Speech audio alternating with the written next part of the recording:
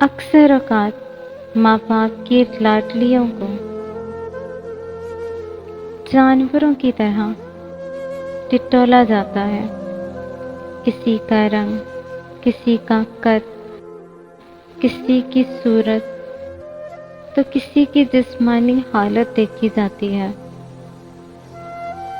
اور آخر میں ایک جملہ بول کر کہ ہمیں آپ کی بیٹی پسند نہیں آئی، انکار کر دیا جاتا ہے۔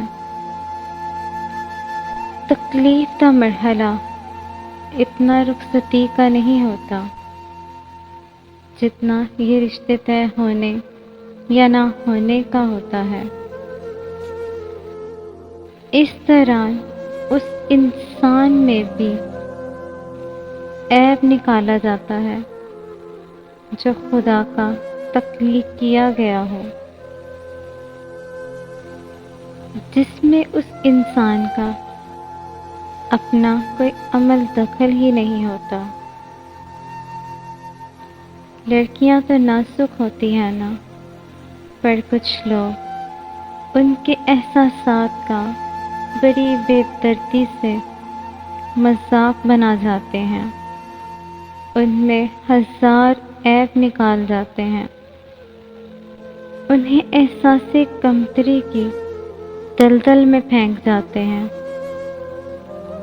اس بات کی سزا دیتے ہیں جن میں ان کا کوئی قصور ہی نہیں ہوتا، بلکہ وہ بھی اللہ کی بنائی ہوئی ایک انسان ہی ہوتی ہیں۔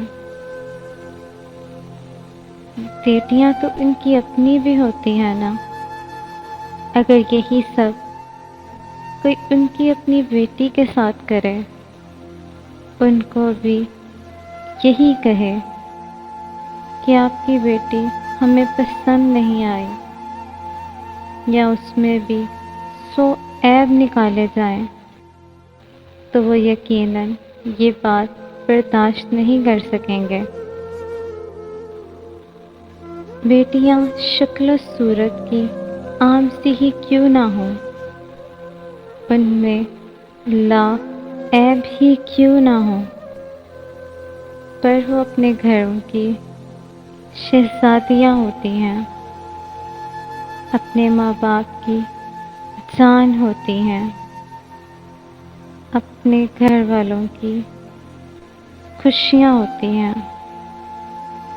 انہیں ہم سفر بھی ایسا ہی چاہیے ہوتا ہے جو ان کے کمی کو پورا کرے اور ان کے عیبوں کو چھپا لے، انہیں وہ خوشیاں دے جن کی وہ طلبگار ہیں، نہ کہ اسے بار بار چتلا کر احساس کمتری میں مبتلا کر دے۔